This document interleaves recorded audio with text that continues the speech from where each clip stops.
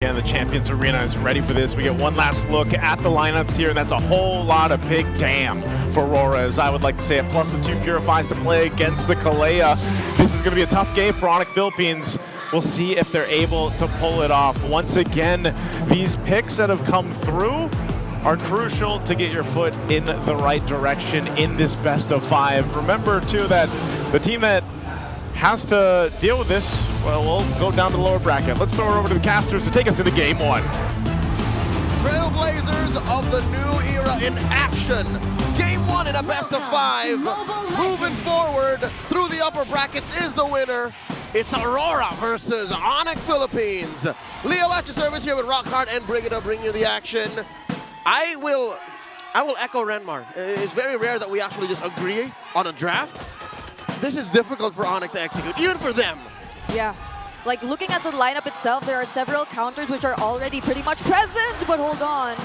Okay, that was close for Brusco. Going back, it's not just the Kalea that can potentially be countered out by the Purify that's in Aurora's hands, right? It's also the stacks that could come in from Kellera later on. Like, if he gets to at least land 2 and just lack 1, the moment he just either Yue or Dominic decides to pop the Purify, then that'll almost register the entire effort's useless. I really love that you mentioned Kellera, because as much as I really do agree, hold on, Fato. Look at that, Renegade might be in trouble here, going down first blood, no ultimates yet, no shortcut or anything, means he's gonna go down, but Demon Kite does allow him to get a little bit of vengeance, get some of that gold back in. Well, that was interesting. I mean, it's ONIC who we've been constantly talking about as a team who might be potentially lacking in terms of early game damage or even kill potential in general, but they just really went in aggressively, trying to invade even a red jungler. As I was about to say earlier, I feel like, yeah, I mean, I love the AURORA lineup, but you look at when you think about Kellera and you think about the Wanwan, what do you remember, right? Like, you remember that insane 1v4 maniac play that he did on his own a few years back, and you think, you know what, this guy is scary. That's right. In the summer of 2022, this was one of Kellera's main flames, the Wanwan. Personally, it's the reason why I call him the Filipino Savage, is he would play forward in your face. Now, Super Prince starting with the Crimson Beacon. First turtle up. Oh, look at that. Beautiful engagement here coming in from Kirk, but will be slowed down a little bit. Brusco can't really do anything yet, doesn't have the Tsunami Slam. King Kong will be getting that turtle, and they could get a bit of an edge here on the coming fight, but looks like AURORA gonna decide to disengage. Rockhard, you don't even need it. ONIC brute forced their way into scoring that first objective. Yep, Kirk did a great job in managing Edward from getting out of his lane. It's not just that, it's also the way ONIC Philippines were able to immediately force out the Purify from US, so he barely could position himself in a spot that would guarantee space for AURORA. This is better though. This time Tsunami Slam is on, and here we go with a pincer here coming in from Edward and Renegade. They're basically tanks though. Edward's a good damage, will not be usable yet on Masha. Here comes the shortcut. They're diving in on King Kong, and King Kong gets taken down. The Sigma King falls. Now Super Prince falling back. Oh boy, great follow-up from AURORA. Super Prince trying to get some of that HP back, but no go. It's gonna be a lot of bodies in the flow here for ONIC. And they basically show us this is how you punish others. Oh, wait. There's another engage coming in from ONIC. Are they gonna commit? This is Demon Kite though. He's really tanky. King Kong's gonna catch up. Very habit taken. Brusco out of range here with US. Feathered airstrike. Edward is a huge threat on the front. Look at this guy going 1v1 on Kirk here. Oh. If there's anything we're gonna learn about that first turtle fight, is ONIC can only re-engage when it's time. Yeah. So ONIC time, that's what they're going off of, this very single-minded lineup. They can barrel through you, but only when they're ready. If AURORA comes in and says, no, you're not ready, we'll flank you, it's over. Yeah, and I think this is one of the main pointers we had in the keys to victory earlier. It's that AURORA can potentially capitalize on all these overextended plays that ONIC may potentially commit in the game, and we've seen a couple of them even in early as just 4 minutes of this game. So this is something that ONIC probably has to take into consideration, because they've been forcing out a lot of reactions from AURORA, yes, but AURORA has the tools to actually punish them successfully. How about Turtle 2? ONIC having a go at it once more. King Kong starting up. Demon Kite spotted him. Brusco to the scene. How'd Renegade get back there? Oh my goodness, Renegade out of nowhere here. Getting another kill for Edward. This time around, King Kong is gone. No more turtle retribution available here.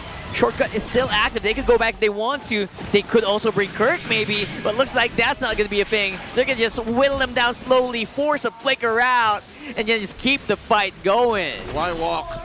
That's how he got there. Why walk? And ONIC did not check that portal. Yep, there are some crazy back and forths that are happening right now. Dominic didn't even need to join in the fight because Aurora has the necessary damage, or just even their mere presence and dominance on zoning out ONIC Philippines away from potentially contesting that turtle. So that's the first objective. Oh my goodness, I thought the concussive blast was actually gonna get it away from him. Yep. How tragic would that be? That would be so... A singular chip in the face of 2 members of ONIC with the retribution on cooldown. That would not fly. Which is normally, you know what, it's not a big threat, but then you are trying to force off that retribution coming in from your enemy jungler that's already big. And Renegade, he's been doing this non-stop every single time he's on the chip. Yeah, I like how you mentioned that. Major flinch. That's a power play, all right? If there's anything that ONIC can rely on in the face of this 4,000 gold lead Aurora's approaching, is the fact that Kelra hasn't joined any fights yet. Yeah. The fact that the chip has the shortcut means Dominic has been an active part of all of Aurora's assaults. We're waiting for Kelra to get online. Yeah. There was just this one moment, though, which happened just now, that Dominic indeed did not decide to join. But it seems like it is indeed time for Kelra. Or, unfortunately, he might just be even forced to join in on what ONIC is trying to do from this point onwards, because they're being forced to defend so many of their turrets. I liked how Rockhart did mention Renegade and how proactive he is in terms of using the chip, because he comes in at the most unexpected timings. And ONIC Philippines seems like they're struggling, but they go for the engage. Yeah, that's a beautiful engagement. Renegade will be able to still activate the shortcut, and actually was enough to keep him alive, but only for a moment. Double kill for Doming, though. That means that's going to be stacked coming into that Granger. Now Demon Kite is on the jungle. Here, on a bit of a pincer maneuver. Edward! Like a bullet straight into Super Prince, gonna be able to at least push him back, but no kills happening for Aurora. Flicker forward, thunderclap. You know what? It's not even the fact that he didn't get a kill. The fact that they forced ONIC back all the way is worth it. Yeah, and it's only been 7 minutes, but just look at how they've constantly invading. This is absolute domination here. Portal is active on that shortcut, and Kirk is all alone here on the front. They can't really go near, but they will be able to take out the Hitman. Renegade is costing them so much. Yeah. It's not like he didn't die recently for another 2-for-1. He respawned, came back, and then caused them more trouble. Yeah, ONIC it feels like ONIC already know that they really have to deal with Renegade, which is why they tried and attempted to take him out, but it just cost them a lot more, especially as they have to consider the other damage dealers. They have to consider Yue. There's no one, essentially, who could reach the damage dealers at this point. Both Dominic Kite and Yue are proving to be a huge problem, and this is what you get for a glue. You get to start things front to back, or ideally in this kind of scenario, because you can't risk going in too deep. Aurora, they're the ones taking control of the entire map. They're denying ONIC's main strength. You can't even come in. It's sadistic what Aurora's doing. You saw that last turtle, how they were saying, look, look, look, turtle's at neutral, all right? Demon Kite's not even close to it. King Kong, come on, come on. Oh, full-scale denial. Yeah, if they do that, King Kong gets punished, there comes Kirk! And they're trying to do this. Kirk is the one trying to do the punish, and the stick gonna come in. Yue is so far away from home, though. Shortcut is active once more, but this time around looks like a better engagement coming in from ONIC, using that Tsunami Slam to isolate Renegade. Yep. And Kirk got away with it. So this is the first win for ONIC since that first turtle. Yeah, the shortcut was launched right after the Yue actually used the Wings by Wings alongside Kirk with the grab, so we were able to, or Kirk was able to take advantage of that shortcut that was readily available, and the fact that ONIC during that team fight were able to split up or even just zone away the damage dealers, again courtesy of Kirk, they were able to take advantage of the entire scenario, punishing at least one member from Aurora, but this still doesn't change the fact that there exists a 6K gold lead in favor of Aurora. All right. It's a blessing to know what's wrong. And so far, ONIC has figured out that if we divide and conquer, we can cut down that lead. We can get away with free wins. But Aurora, they're still in the driver's seat. Gas, pedal to the metal, And look at that, Edward is not letting up. These holy shields are gonna go. That's Yeah. right. Just like what we saw like in the games yesterday, right? Exactly what Free Martisi has been doing. This Masha really starting to get into form. Yep, and that Masha is on the way to a second item BOD. So imagine if actually Renegade gets to look for the perfect target with the shortcut and then just calls for Edward to try to burst him down with all the thunderclaps that are readily available. And now ONIC needs to watch out for that portal near their purple buff because Renegade might decide to come in anytime, and that's exactly what they're doing right now. It's a favored portal for Renegade. And again, how unfortunate that it's close to the Lord too. Yeah, and Renegade can actually do it, but he's a little far from zone here. Doesn't really have that much information. They're waiting to make a big play, essentially. They don't want to be too crazy. And maybe looking at Edward. Maybe he's waiting for the call from Edward on top. Yeah, this is a very difficult Lord dance for ONIC to partake in. They don't know the steps. They got 2 left feet, and they know that Edward there he is. could get a split push. Clean take.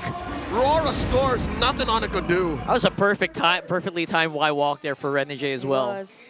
They had to deal with the waves, and as much as Brusco had the information, he was just standing there in the brush right next to the portal.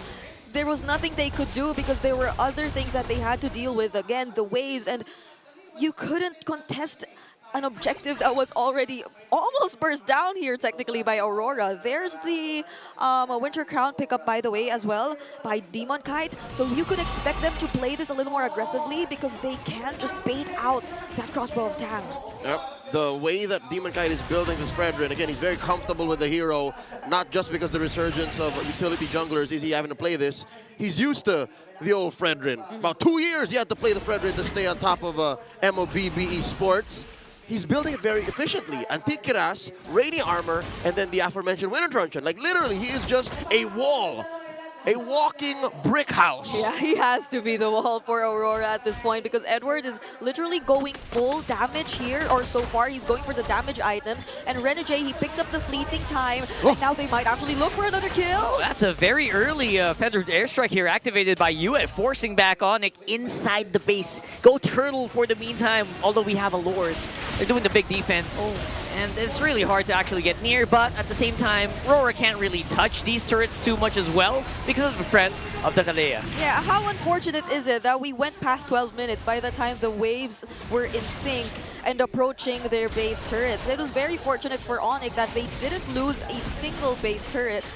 But that was enough for Aurora to deal damage to almost all of them. And now, though... Oh, this could be big here. Renegade getting pulled back in. Shortcut is active, but he will go down. There goes Kellra with the crossbow of Tang. But Kirk, their big front line, is now out of commission. They're going to have to back off here. 2 for 1. Again, the Hitman capable of buying so much away from the Super Famine. Oh! Kellra Wintertron! Oh my goodness, that win chant was right on time. 1 second less, and that could have been it. We'll stay alive for the meantime, though, and we'll still allow ONIC to clear. Yep. Airstrike coming in from UA, but they're just zoning out ONIC. They don't want to go away without taking a single base turret from ONIC, and there's 30 seconds before the next objective, but it's just looking very rough for ONIC, considering that even when Kellra was able to dish out the crossbow of Tang earlier, and despite the presence of the Corrosion Scythe with Tonker and the Has Claws, we barely felt the damage towards the members of Aurora. Between the 3 items, 4 that Kellra has, I'm guessing it's all utility right now. Yeah. Lifesteal, the attack speed, the extra farm with the Wind Talker, the Wind of Nature. Penetration. Invest in, what is this? Demon Hunter Sword. Yeah. Oh, yeah. They should. This was a build that Benny QT2 decided to offer yesterday when they were way behind up against Team Falcon. So this is exactly what's happening to ONIC right now. So we definitely see the need for them to wait a little more. There's Brusco picking up the fleeting time, but I don't think they'll be able to go for any setups and attempts for now. Just look at how Aurora is managing the macro so well through Edward. Here's what's worse. ONIC's lineup isn't even really built to deal with waves. I'd put their wave clear on a scale of 1 to 10, like a 6.5. Yeah, 100%. I feel like they also know this, right? That's why they're not even trying too hard to go for the contest on that Lord. Oh God, Lord's inside the base. What A synchronized push by AURORA. This is a huge push. There's just no way that you can deal with all of this. Everyone is clumped together with a big Confederate airstrike from UA, and that's gonna be it for game number 1.